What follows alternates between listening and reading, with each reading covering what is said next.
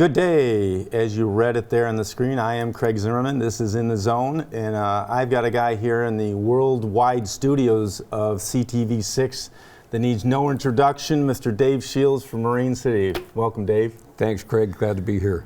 As we talked about, this is basically a conversation back and forth, not many notes, a few things, but no trick questions, number one.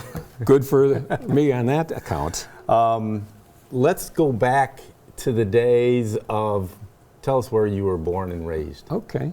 Well, August 12th, 1947. I'm an East Side Detroiter, and I was born in a little hospital on Jefferson called Deaconess Hospital that's no longer there.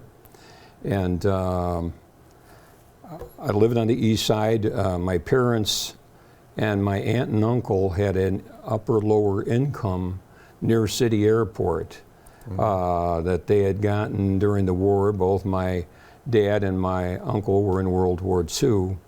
And I think their grandfather, my great-grandfather, had kind of helped finance the operation. And so we lived there for 6 years. I started school in Detroit at a place called Macomb Elementary, where I subsequently find out Sonny Bono went to school. What cross streets were those? Was that at, roughly? I was on Maiden, and it's Maiden, basically around the intersection of Connor and Harper. Okay. About 4 blocks off of Harper, about City Airport area? Right by City Airport, okay. Yeah, very close to Yep. City Airport. So the planes would come over. And okay. So the families, the war ended, and it was now into the real early 50s, and both wanted to have a home of their own as opposed to these 2 apartments on upper and lower. Yep. And so my parents built a home in Harper Woods, and my aunt and uncle built a home in East Detroit, which now is called East Point. Which would have been the suburbs back then. It was moving out to the east side, yeah, you know. Yeah. And so, yeah, we lived between, we live in a street called Littlestone, in between 7 and 8 Mile, or Ross and Vernier, if you go by that name. West of the freeway? Yeah, we were east of the freeway. Okay. We were 2 blocks off the freeway. Okay. Yeah. And so I went to, they built a school actually the second year we were there that was only about a half block from where we lived. And so I went to elementary school there, and then at Harper Woods High School. And Harper Woods was an interesting community because it had about 4 private parochial schools in that kind of, right over by Eastland, Notre Dame, Regina, and Lutheran East. Yep. Then they built Bishop Gallagher at the very end of my high school time. Yep. And then, you know, there also was Austin, which was a little bit farther east on Warren. Yep. And there was De La Salle, which was over by City Airport. That's hard to believe when you think about that. With the amount of distance between those schools was not very much. No. I mean, Bishop Gallagher was less than a mile from Notre Dame. Yeah. Harper Woods in itself was kind of like a square mile. Yeah. And it was primarily, again, World War II, after World War II homes that were built. Mm-hmm. And the only real big tax-based thing was Eastland Mall that got built in the late 50s. Yeah. And now that has succumbed. Come and gone. Yeah. So it's how things come and change. So you remember as a young lad playing, say, where Eastland Mall was probably? Yeah, actually, because the high school and junior high were on Beaconsfield, mm-hmm. right behind where the mall is. Yep. So I kind of watched the mall go up, and then it was up, and so afterwards, you know, it had a couple of Coney Island places, right. And after sports practices or something, sometimes sure. We'd sneak over there for a hot dog and a pop, and you know, and it was fun.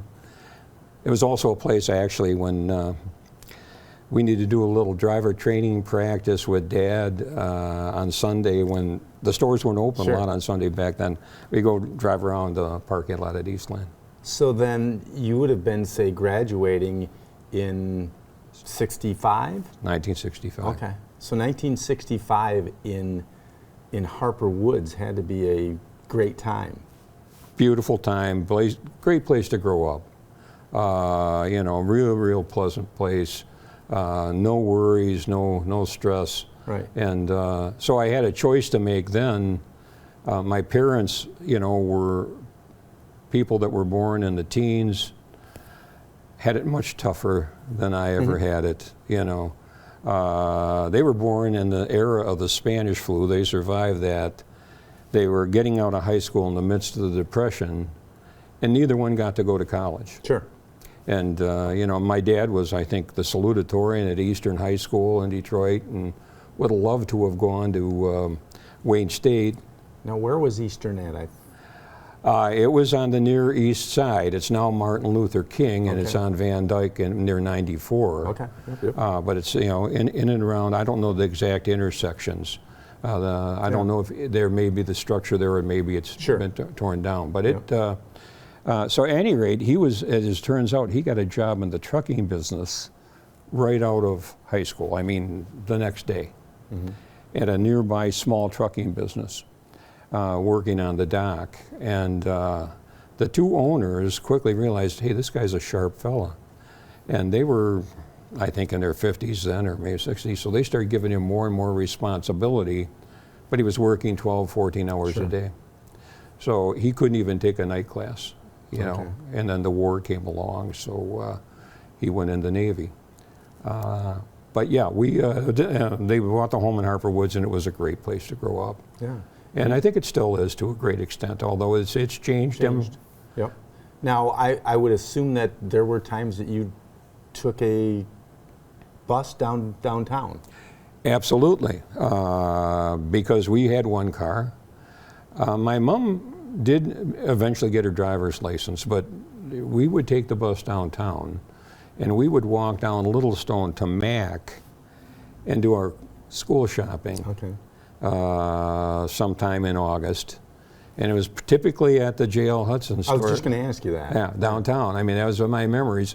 And it's weird how things have changed in terms, because we would be considered a middle-class family. Sure.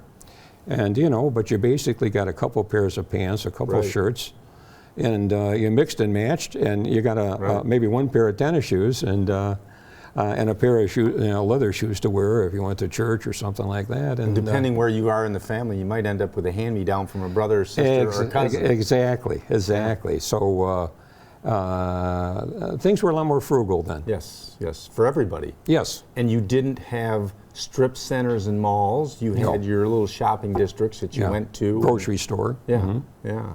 So Harper Woods in, say, 1965, you graduate from there, and then where do you go from there? I had a decision to make as to whether I was going to stay at home and go to Wayne State or go away. And my parents were very insistent, I bless their hearts, that my brother and I would go to college. Okay. And they were going to do that no matter what. So I was the second. My brother's 3 years older than myself. And so I decided to go to Western Michigan. Just decided maybe it's time to grow up. And that was a big trek back then. Yeah, the Kalamazoo. 94 was there, and so but it was about 2.5, 3 hours away.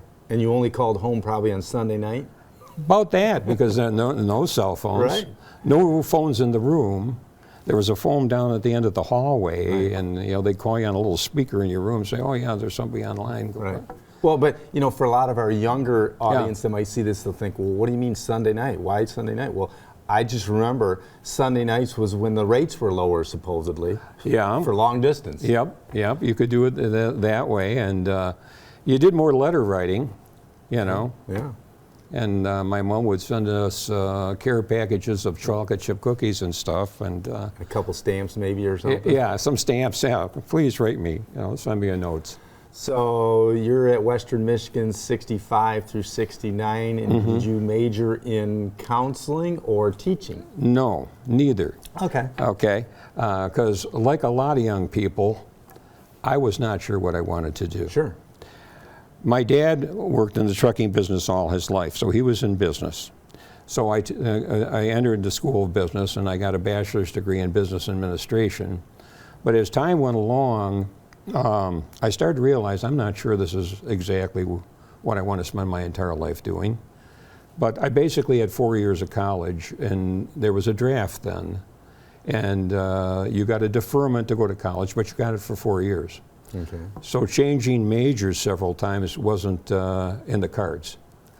But the more I took classes in personnel administration, I got into industrial psychology and sociology, I started to think, boy, I really like this stuff. And so I thought, well, I'm going to finish my degree. Mm-hmm. And then if I ever get a chance, I'll go back and get a counseling degree. And so as it turns out, yeah, I graduated in April of 1969. I had met my wife a year and a half before, and the Vietnam War was white hot. But we decided we were going to get married, and we'd just see what happened with me. And I got a draft physical notice the day before my wedding. Oh. And so I went and got my physical, went through the physical, and I had some high blood pressure. So I got deferred for 6 months. And then this draft lottery came up, and I got a high number, and I never got called back. Okay. Okay. So I did not go into service. I was prepared to do so, but didn't happen. So she had a job in the hospital systems in Kalamazoo, and I had already been accepted in the master's degree in counseling program at Western, so we went back there. Okay. And so I'm very fortunate. We were able to live in her grandparents' home because they had become infirmed and were living with her parents a little bit about 30 miles north. So we kept the house, paid the utilities, kind of kept it up, and so Cost you like $80 a month to. yeah. Oh, it was my whole college, if I look at it now, was so amazingly inexpensive, relatively speaking. But the people back didn't in earn the as day, much. you made $220 an hour. Exactly. Yeah. Exactly. Yeah. Yeah. Okay. So you go on to that. You come out of college about 1970. About 1971. I actually, during this period, while I was thinking I was going to get drafted, and right out of my bachelor's degree, I had to get a job. I was getting married. And so my dad had connections with a lot of car companies, and so I could get at least an indoor interview. And I got hired by Chrysler. I worked in the personnel office at the old Jefferson Assembly Plant. Okay. And sick and accident benefits. It was kind of a good experience. I mean, everything that happens, I think, happens for a reason. Right. And you learn from it. So it was in a separate little annex building from the factory. But 1969 was tough times at Chrysler. And they were pumping out the Imperials and the 300s and the Newports. And of course, the Imperials were the deluxe cars in the 300, and they were with leaky windows and things. Different and so, era. Yeah, different era, yes. you know. And so we had a lot of people that were on sick and accident benefits who had issues with, they were in drug rehab centers. But it was a good experience. Sure. And I'm glad I did it. And the opportunity came to go back to Kalamazoo and get the degree in counseling, and so we did. And then I started looking for a counseling job. And very, very fortunately for me, I got an interview in East China.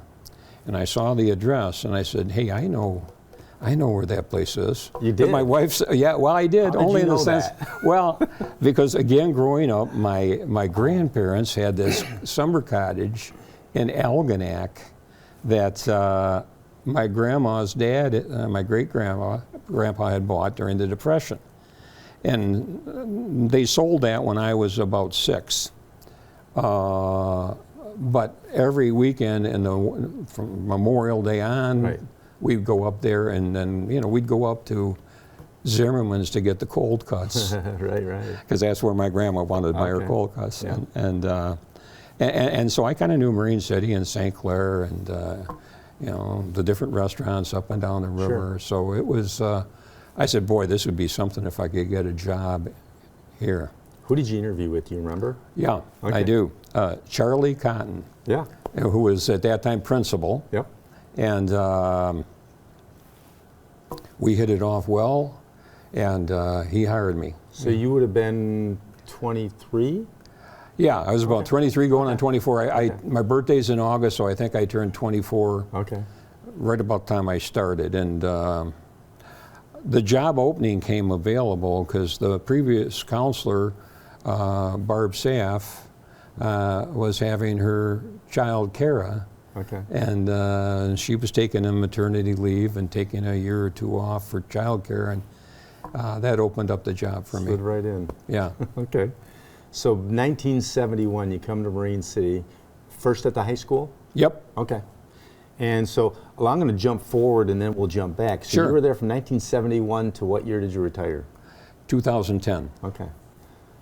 39. Right. 39 years. That probably, because you were only in that building only, correct? Or did you- Yeah, well, actually, the 70s were at times tough times in education. Right. And we financed schools a little differently. So if you didn't have a lot of seniority, you got these unfortunate things called pink slips. And I got pink slipped 4 or 5 times, but always managed to hang on at the end. But it made it a little bit anxious at times. Sure. Am I going to need to go looking for something else? But sometimes they dial down a little bit. So I did spend 1 year as an elementary counselor at Ward Cottrell and Washington School, Okay. back and forth between those two. And then a little later into the 70s, I spent about 1.5 years teaching business at St. Clair High School, Okay. business classes, because I did get a teaching certificate in business too when I was doing the master's degree in counseling, just to try and give myself as much flexibility to get a job or keep Sure. a job as I could. So like we won't go into all the names, but your list of assistant principals, and even colleagues would be like this long it'd be long. over 39 years. Yeah, it would be long. I know that when I was there, so you had Mr. Cotton was a principal, and then I'm going to say Tom Shorkey didn't come immediately following, did he? No. Gene Parsons was assistant principal. Yeah. And I'm trying to think who came after. Maybe Tom did come. Right in there. Yeah, So- yeah. Because what happened, Tom got a job as an assistant principal to Ron Lindbergh over in then they called it Marine City Middle School. Yeah. Yeah. And then when Charlie left to go to St. Clair, he got the principalship. Okay. He then moved on to the central office as an assistant superintendent. Sure. Ken Wingate came in there. A guy named Gary Miller Yep. was there for a few years. And there's several others. Several, that came in. Some came and went, but there was still a good nucleus of people that were there. Yeah. And maybe switched from building to building type. Exactly. Because I think, if I remember correctly, like my junior, senior year, Tom Shorkey was the principal, and then he went on to become the superintendent. yeah, and he was then- assistant superintendent, and then he became superintendent. Right. And so yeah, it's been very interesting. Those were what I would sort of call, especially with the way schooling was funded and things, those were probably the glory years. The glory years were the 80s, really. Okay, right. Yeah, because what happened was, and it's the Bell River 1 and 2 power plants Tax came base. online. Tax and, base. And that tax base that came from those, it already was a good tax base with the St. Clair power plant, but that really increased the tax base where East China really had so many tax dollars behind each student, even though the tax rate was very, very low for residential property. So it was kind of the best of both worlds. Yep. So 39 years in one school district is a long time. It's a Very fortunate. Yeah. Very, very blessed and fortunate. And I loved it and happy to do it. But I reached the point where I know I am now reaching my middle 60s. Yes. It's time to hand it off. Yeah. Now we spent about 20 years, you and I, at a spot in East China School District Yes, we did. that isn't necessarily an address. No. And that spot would be East China Stadium. East China Stadium. And that has got to warm the heart of both you and I Oh, we had from a the standpoint of a lot of fun. What the fun we had, the camaraderie of all the people, all the little pieces of the puzzle there that have been. Yeah. And there are some moving parts here and there, like somebody moving on to something else, but there's still that kinship of the Marine City football thing going on. Yeah, it's so interesting and that when I got to Marine City, I played high school football. I wasn't good enough to play any college football, but I love sports and I love football. And so I was kind of looking forward to being a high school counselor. And, Sure. and the early 70s were tough times for the football program. Yes. And but then Jerry Workentine, who had Yep. graduated, he and I are the same age. Okay. He got hired back. Stan Winnekainen, who was Yep. the athletic director, assistant principal, hired him back.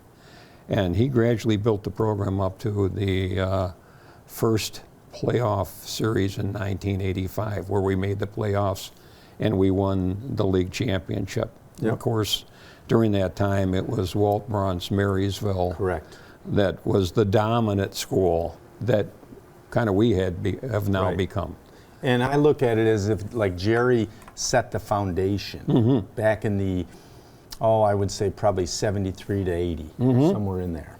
But when you look at that whole scenario, you really couldn't even believe of what it has become today from the standpoint of just the solidness of the people, the continuity. And you look at it and you say Walt Braun was the epitome of a program Yes. back in the Yeah. 80s, 90s, very early 2000s.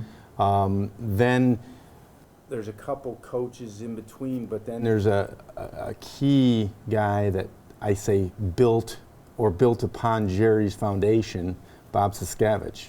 Without a doubt. And Yeah, without a doubt.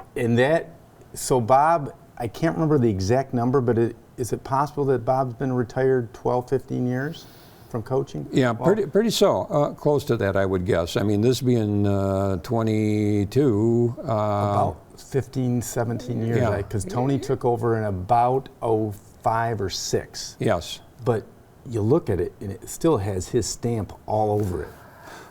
You know, his assistant coaches learned so much from him Yes.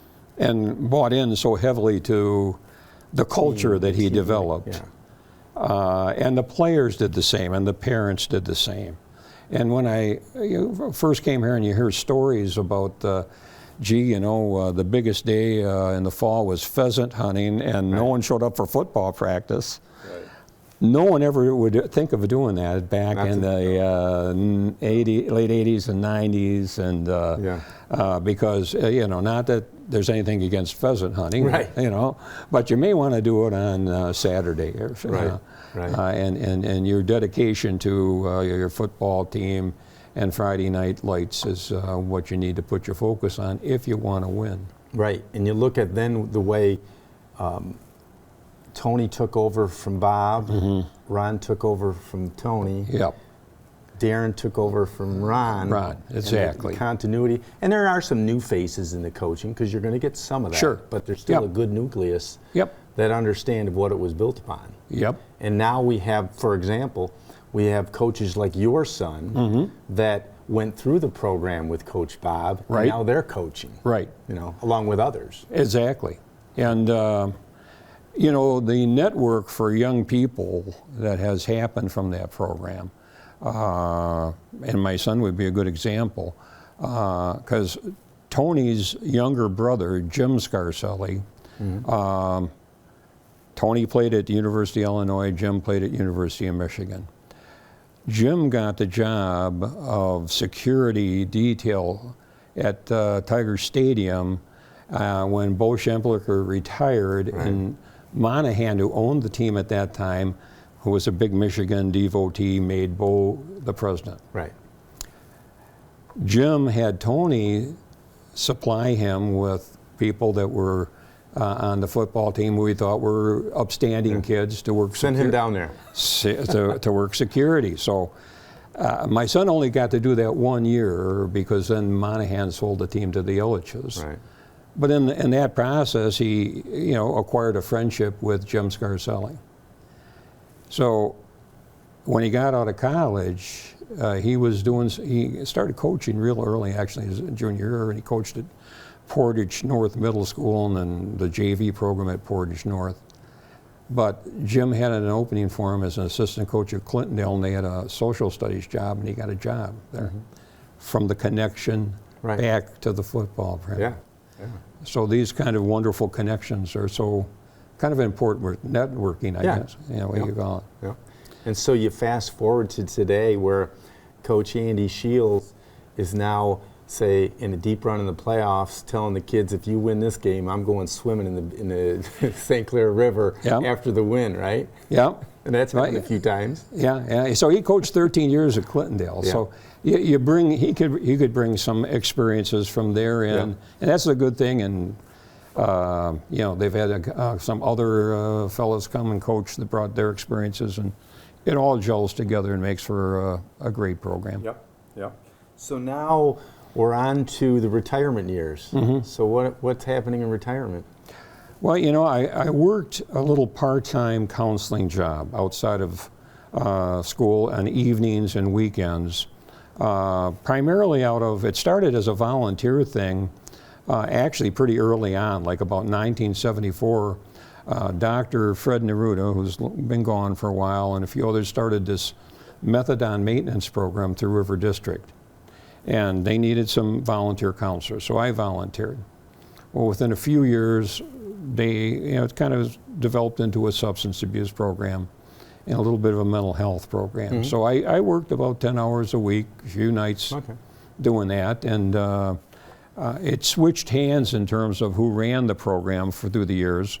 But in 2010, I was working for an outfit that was running the program that was still affiliated at Ascension River District called Eastwood Clinic. Okay, and so at that point, when I retired, I still worked about 15 hours a week, and I enjoyed it.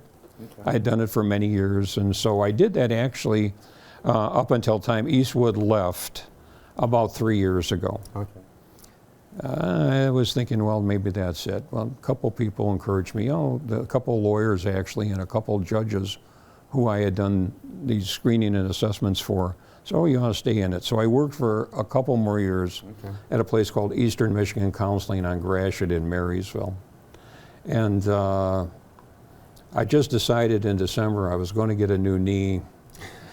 COVID had been such that the numbers had dialed down. I said, maybe it's time. Maybe it's time. Sure. To completely dial it down. So I'm now completely a retired guy. Well, but you're sort of a professional grandpa. Yeah, well, that's true. And that's one of the greatest gifts in life, is being a grandpa, because you get to go to events and you get to be chauffeur and all those good things. And baseball, basketball, football. Yep. Still on the Marine City Scholarship Foundation board, which I've been on for about 30 years, involved in a couple of church committees and things. So not hard to stay busy. Right, keeps you busy. We talked earlier about that you've done some work with CTV6, helping Paulo in the trailer during football games. Right. And that's always appreciative, because they can always use a good hand in that. And we talked about different names that we can get in here to interview, just interesting people. Sure. There's one person that I can't get, and I've mentioned it to him, and it's the guy in the booth in there. Oh, interview Paul. Yeah, he doesn't want to be on the flip side. He's usually over there on focus, but he doesn't want to switch the table here. We'll get him sooner or later. Exactly. I said you got to do an interview you got to flip the table a little bit. Yeah, we got to. Well, you probably have to go through his partner there, Mr. Holiday, and get him in here. Get Bruce to work on him and get that done. Yep. Well, I'll tell you what. When you mentioned this about going in the trailer, when I decided between a bad knee and climbing up the bleachers and whatnot, maybe it's time to give up the announcing of the football games. Hearing when one ear was getting bad, it was just, I'm thinking, there comes a time where you're going to have to say, goodbye. Yeah. And so the first game, I sat in the stands. I said, I'm real uncomfortable. That is weird, right? This is weird. Yeah, I agree. This is weird. After 30 years, this is weird. And so I asked Paul, hey, can I go get you coffee or something? Is there something I can do to be in the trailer? Right. Yeah, okay. So worked the camera for a little bit, and so that was fun. And I tell you what, when you look at the technology that has changed the way we do it, Back 20 years ago, we had 3 camera people that are out there in the sleet and the rain and all this. Now you've got technology that they're in a booth, they're pressing buttons, and they're turning cameras with... The cameras are all robotic. Yeah. They're on posts. And they've added close-up cameras, they've added replay cameras. It's real professional. Yeah, it's pretty cool. Yeah, thing. I mean, from the early days where it's somebody holding a camcorder and with a mic attached to it, and and then you take a look at the next thing is that I remember when everybody used to ask either just after the game or when you see them in the street, when is the game being played? You know, and I never memorized it because we were there doing it. Okay, it's on at 9 noon, yada, yada, yada. Yeah. Well, nowadays, you can go on your telephone, go to CTV6 app, or just go online. Exactly. And you can watch whatever you want when you want. Yep. So that's all changed too. Yes. Jesse and I do the games, and there'll be people texting and saying, I'm watching in Texas, or I'm watching in wherever. Isn't that fantastic? It's fun. Yeah, it's funny to watch that. Yeah. So, especially during the COVID year, because the COVID year they allowed us to do them live. Yes. So that was the difference. Yeah, there. it was good the MHSAA did that because it kept a linkage with fans and the community and that sort of thing. Yep. So, anything else you want to offer?